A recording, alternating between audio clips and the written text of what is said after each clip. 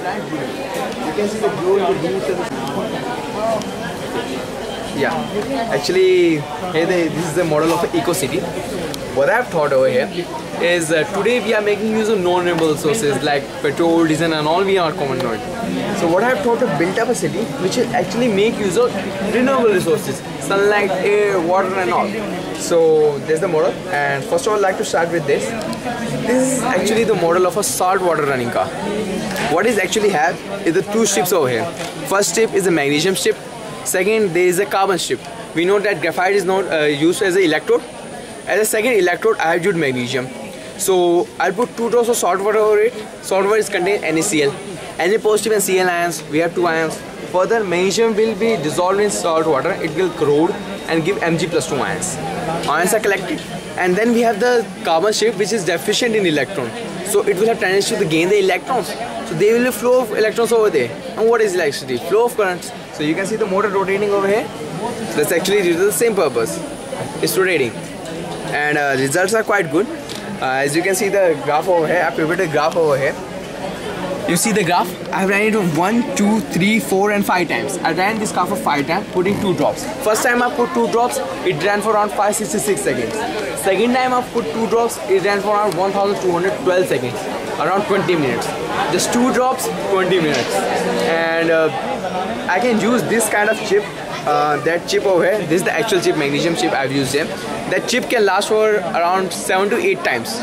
7 to 8 multiplied by 20 is around 160 minutes. So one chip, 160 minutes. Now coming to drawbacks, because everything has drawbacks.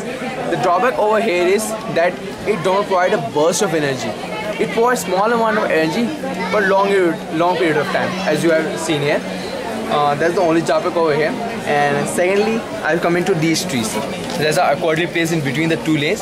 There's a purpose over it. I have specially placed these trees in between the lows as because these trees are going to replace the street lights.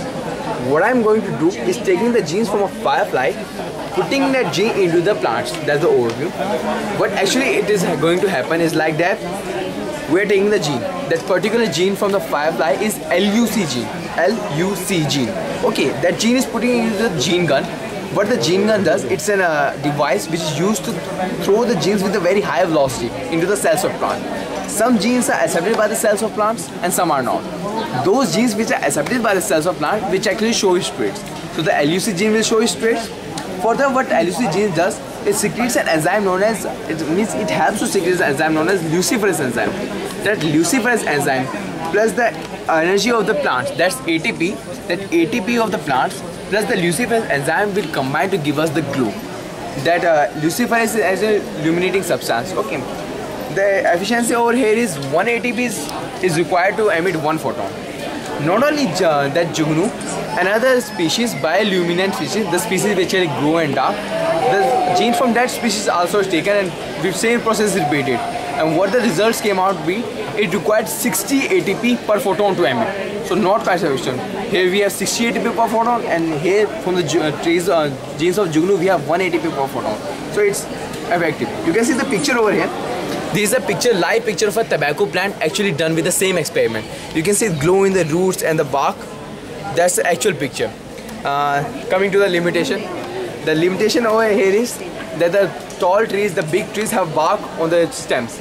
So that bark, actually the brownish material that they have, they actually resist the glow that is produced. So the glow will be seen in the plants which have the tender, green, fleshy stems. As you can see the fleshy stem over here.